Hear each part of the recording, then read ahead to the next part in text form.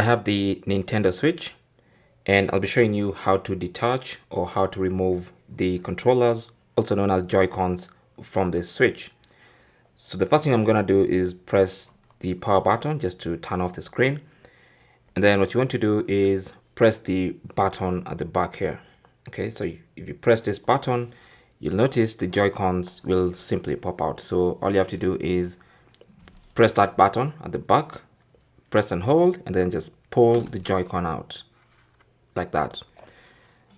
Each of them has that button, so it's very simple. Just press that button and pull out the Joy-Cons.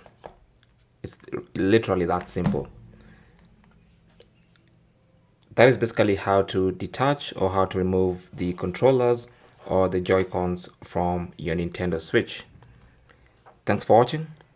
Comments and questions down below, and good luck.